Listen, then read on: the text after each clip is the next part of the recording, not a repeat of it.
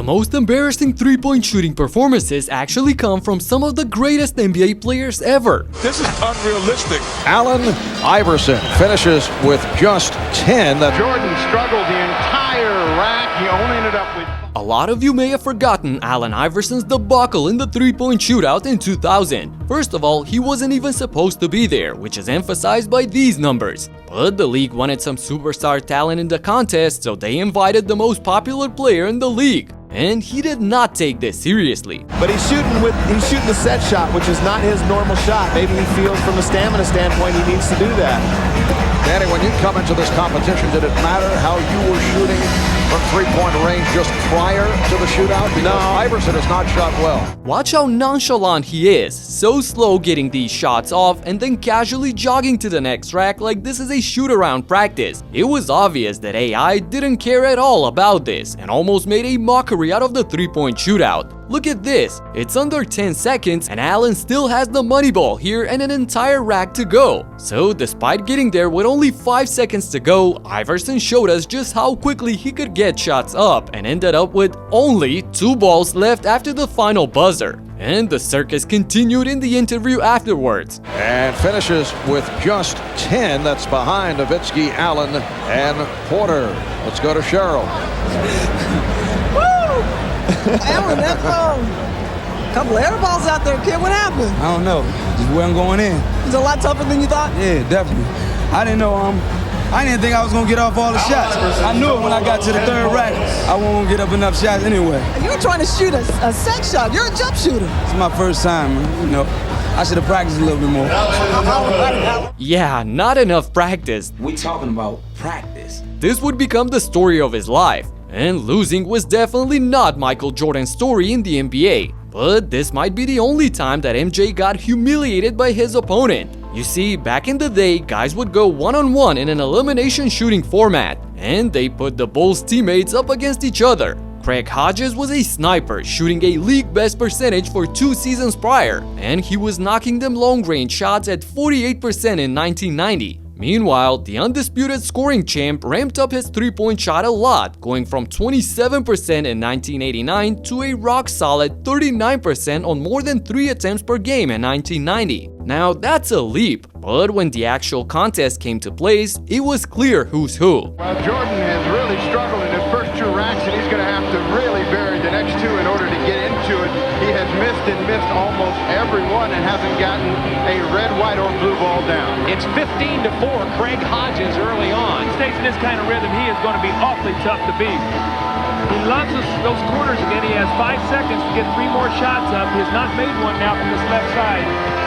Well, Jordan struggled the entire rack. He only ended up with 5 going in, and it was a tough first time around for Michael Jordan. 20-5. Damn, just imagine the trash talk at practice and in the locker room. But more importantly, this infamous record by Jordan still rules the history books as the lowest score ever in the three-point contest, tying Detlef Schrempf from 1988. The best to ever do it has the worst record at something. As for Hodges, he went on to defeat Reggie Miller in the final round for the title and the $20,000 prize, which is laughable for today's standards. But mind you, a player of Craig's caliber earned around $250,000 net per year, so the prize was equal to 1 monthly salary. And since we already mentioned Reggie Miller, we gotta point out his fair share of difficulties in the three-point contest. He's the only one of Mount Rushmore's three-point shooters without a title. And it's not like he didn't try to do it. He participated in 5 such events. He wanted it so bad.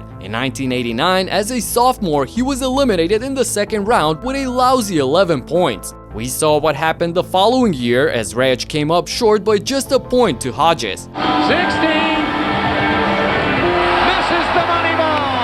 Hodges wins the 1990 shootout against Reggie Miller. 3 years later, he fell in the first round with a mediocre 14 out of 30. But then came 95, probably his best shot at winning it. Reggie stormed past the first 2 rounds, knocking down 19 points to secure a finals berth. And there he went up against Glenn Rice, a certified sniper himself. Glenn shot first and put up 17, which was okay, but still very doable. Miller was known for a guy that loves pressure and the all eyes on me factor. But when winning time came, he choked another one, scoring only 16 points. He needs his moneyball this rack. He didn't get it. He's done. He can't win it now. He can tie with all 6. He's out of there.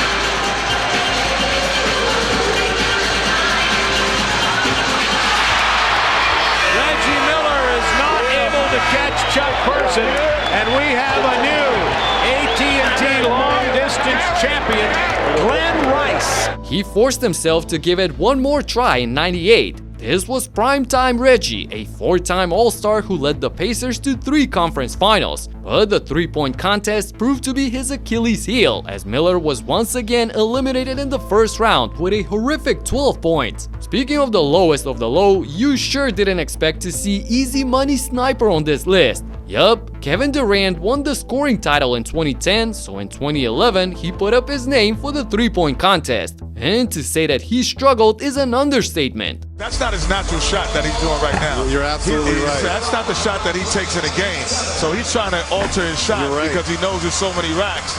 Because even when you practice on your own, you take game-like shots. But when this is unrealistic, shooting off a rack, grabbing a basketball. You know, a lot of this. Now that's an elite consistency, only 1 make per rack. And he was lucky to hit the money ball on one of these to avoid Jordan for the worst score ever. Only 6 of 30 points. Damn, KD. I guess it was karma striking back for laughing at Boobie Gibson earlier about its total of 7. Daniel was all smiles afterwards for not finishing last. Still, this gotta be the most staggering result ever, considering the fact that KD is an elite shooter from everywhere on the floor, shooting 50, 40, and 90 for multiple seasons. However, Durant redeemed himself the following year by knocking down a respectable 20 points, which got him in the final round against Kevin Love. And when everyone thought it's his win for the taking, KD disappeared again, getting only 14 instead of the 17, which would have gotten him the trophy. That's a pretty low score for a winner, but Love didn't mind it at all. And speaking of the lowest winning scores, Jeff Hornacek stands alone in the most miserable three-point competition ever in 2000. Get this, he won the contest with only 13 points against Nowitzki, who scored 11 in the final round. Up to 9. Well, he understood that the money ball meant a lot. He lost. Horny wins it again. Jeff Hornacek winning the shootout.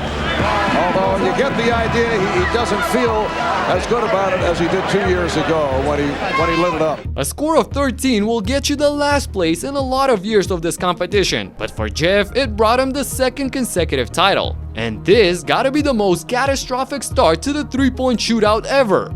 Man, here is Devontae Graham, plays for Charlotte, went to Kansas. Okay, don't be casual. Come on now, let's go. Oh, Wait, an air ball and then he hit the side. come on, young fella. This is called nerves. This is called nerves. Devontae Graham airballs the first shot, which the scorekeeper counted as a make for Christ's sake. Then he hits the side of the backboard in his 3rd attempt. Come on, is this your first try shooting from racks? Looking totally lost out there, Graham airballs the long-range three-point shot as well. He finally picked up the slack on his moneyball rack and started knocking some shots down. And judging by how bad he started, he ended up with a pretty decent score of 18 points. I mean 17 if we want to keep it real. And Steph Curry had a few infamous outings in the shootout as well, where he got humbled by guys like Paul Pierce, Marco Bellinelli, and Joe Harris. You gotta check out his disappointing performances right here in this video. Talk to you in the next one. Peace out.